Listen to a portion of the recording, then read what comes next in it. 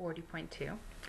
So more briefs again. I thought it was interesting. There were quite a few briefs that didn't seem to work. Like I know would the and could the, they make pretty good sense. You have like the WAO with the asterisk and the T.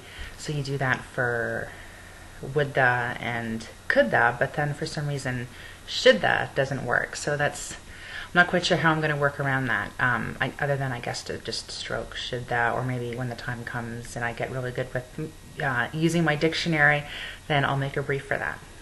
What I'm finding is slowing me down right now are the combo words like deadline. And I thought the vowel omission principle would have taken care of that. So you would just do the dead and then the n.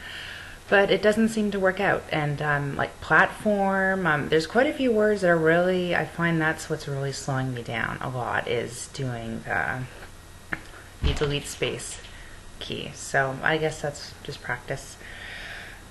But it does look like, well, one thing I really like about Speed Plus with the sentences is you keep seeing the same words over and over again, like brochure and absolutely and starburst. I haven't heard of starburst since the candies, but I think that's good because, you know, the only way that we're going to get used to repetitively stroking these words is to hear them over and over again. And so I think that's great that Speed Plus has that, how they've designed that to take a couple of words and, you know, use them over and over again in the sentences. So, but I am finding the speed is a bit of a challenge. I don't know, towards the end of the lesson where you have like,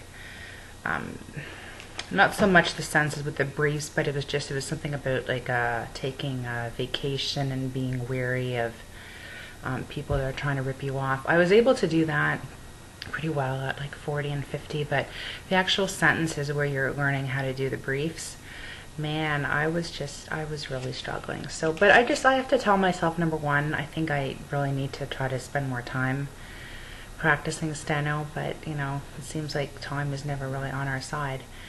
And I just have to get used to doing the audio.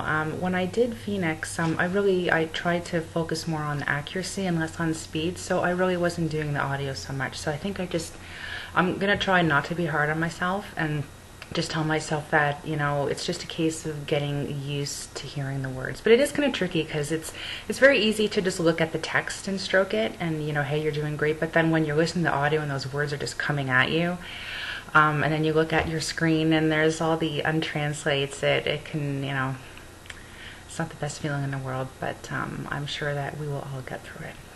So I will see you in 40.3.